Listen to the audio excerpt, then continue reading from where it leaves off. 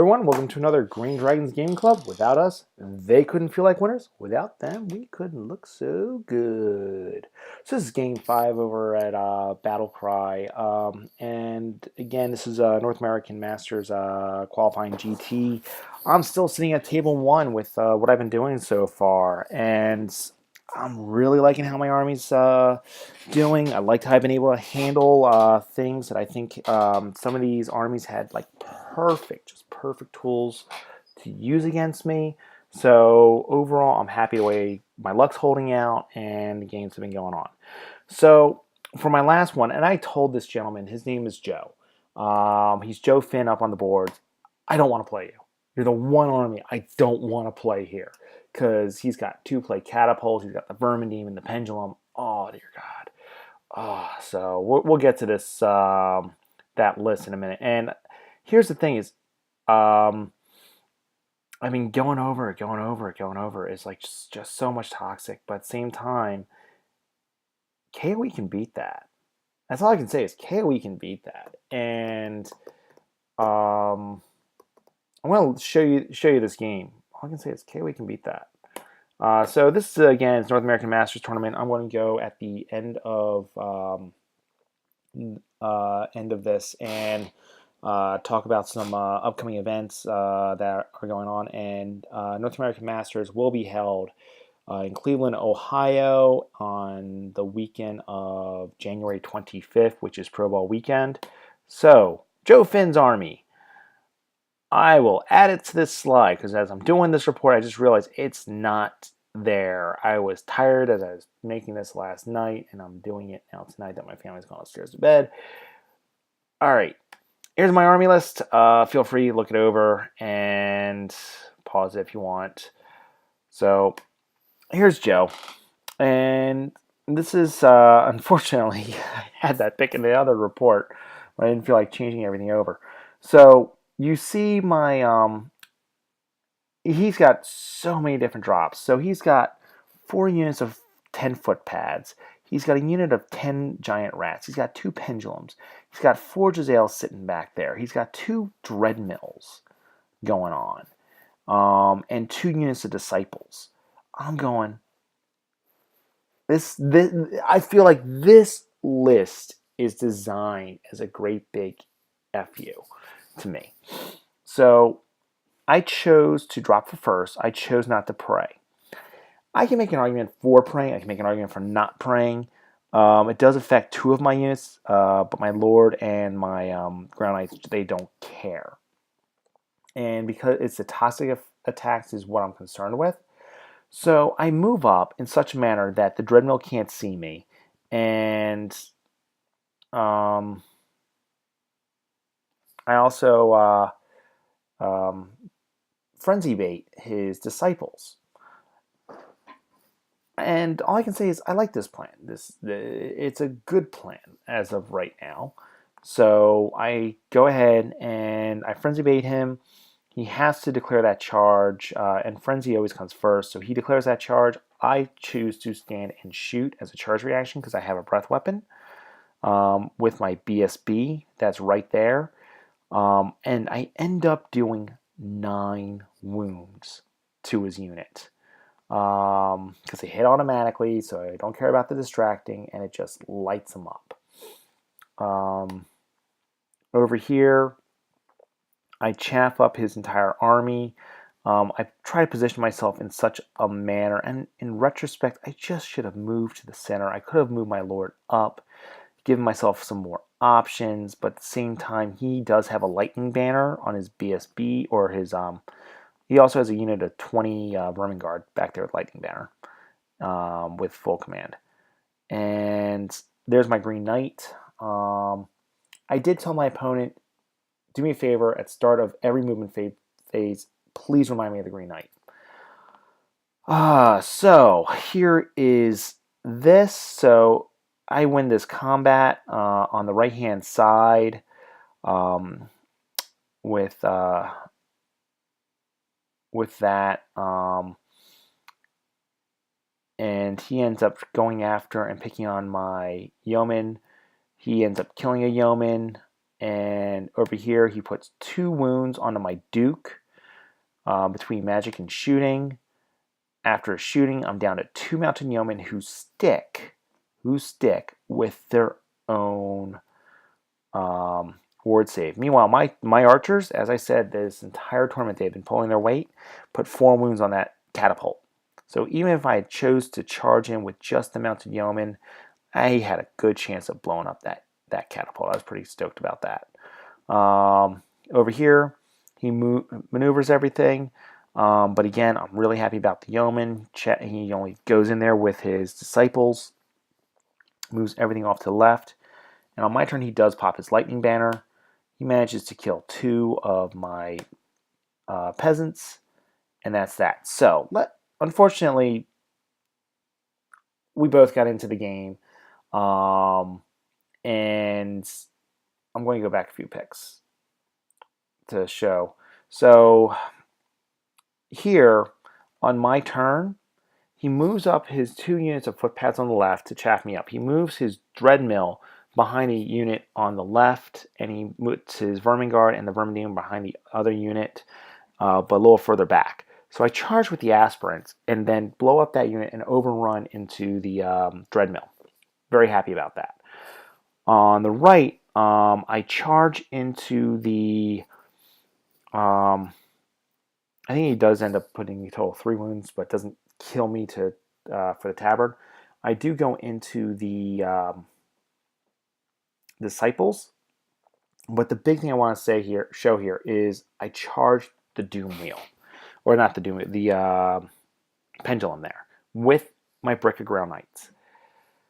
This is where my luck turned south. So my unit, I had Breath of a Lady up. My unit performed the way it should perform.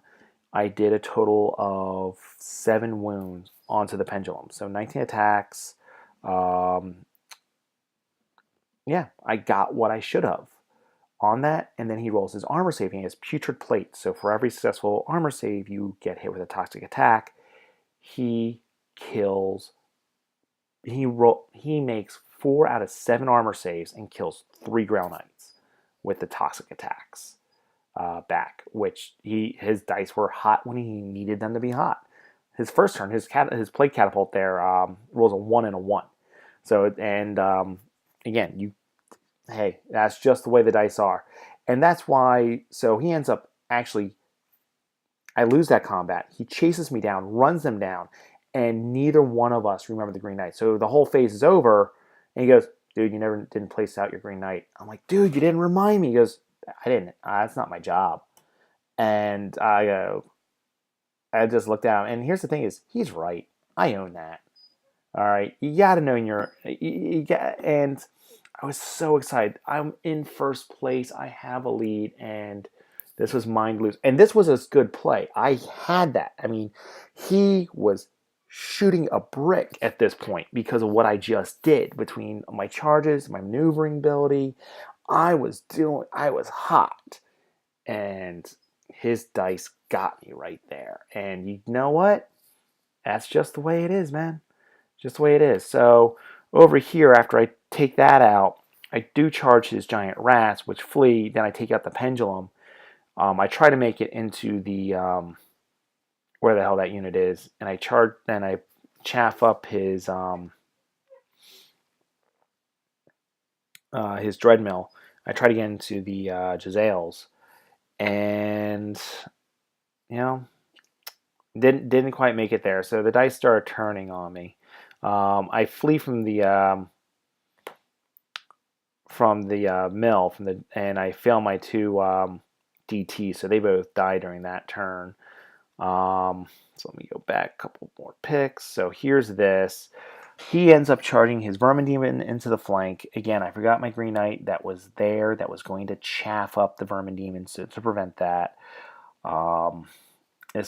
This game was mine to lose, and I think you see which way it's going. But, you know, I got to give it to Joe. Played well. So he ends up killing that unit. The Dreadmill goes off the board. The Vermin Guard don't quite make it off the board. Um, he finally, I think, does kill my Duke, who comes back with one wound during his magic phase. He's making a beeline for my deployment zone because this is actually breakthrough.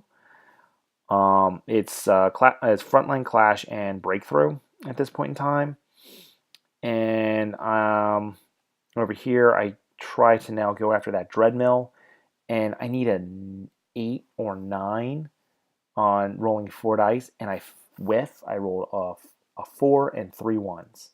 And there's Chris who's running it, and there's Joe. He goes, "Oh dear God, oh that's just." Oh. And there's Bergie, there's Nate, table next, so it's a table 2. They go, oh.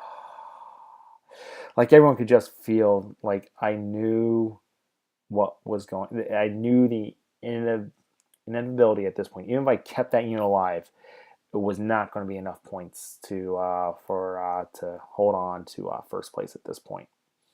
So again, he keeps shooting me, and my Duke eventually will take off the for the points, because no matter what, I'm going to be in range of his Vermin Demon. So he kills me with magic, and just to go back, he eventually his Vermin Demon. So needs 11-inch charge with Swift Stride, so he tears me off the board. So the last thing I have are my last 2 Knights of the Realm and my BSB get teared off the board. So it was a heartbreak. I got tabled, and his footpads took off my unit of peasant archers. Again, it was that pendulum just swung it so much, and had it gone average, I had him, and he knew it. I knew it, and he was like, "Oh crap!" And I own that Green Knight. It definitely falls on me, and that was a heartbreak. So anyway, to me, it was the pendulum, and for the kingdom it was my BSB. My paladin was his abilities and everything else. I was very very stoked, very happy about that. I ended up taking 3rd overall over at the tournament, and it's funny because Chris Eggs PR had sent over to me a picture of the prizes, and I'm like, I want this one. He goes, well, that's 3rd place. I'm like, oh, well, that's the one I want. So I got the prize that I wanted. I called it. I texted him afterwards. I'm like, just realized this is the one that I called for. Thanks. And now on to North American Masters. So that will be held the weekend of January 25th in Cleveland, Ohio. We're working on location. There will be a qualifier on the Friday before. And we have Dragon's Den, which is the one I'm running, on September 7th, 8th coming up. We also have Brawler's Bash, which is run by Shannon out in Atomic Empires, North Carolina. Again, I so wish I could be there. Buckeye, again, I wish I could be there too. All these, I wish I could be there. Buckeye is going on in June 22nd, 23rd. Triumph GT, which is in North Jersey, which is going to be, and I'm sorry, Buckeyes in Delaware, Ohio. Triumph GT is in North Jersey. And then you've got the Tides of War, I believe is out in November out in Arizona. You have Michigan GT in October 8th, 9th. Hogs Fest sometime in November. Then you got Grail Quest in December. You've got an LA one at SoCal Joust. And then you've got Canadian OpenGT just occurred this last weekend. You got Wars on the Plains on June 29th, 30th. You've got the Alberta Classic May 19th, 20th. And Canadian Tabletop Championship May 4th, 5th. And Mountain Mayhem October, which is, again, another one I'm going to be missing, which is all in my neck of the woods, which I usually go to, October 21st, 22nd. So those are the upcoming events that we have going on to my knowledge. There's also the Infernal Zoo. Unfortunately, I just don't know when it is. I greatly apologize. Going on. And as we know more, I'll gladly post more. Until next time, happy gaming.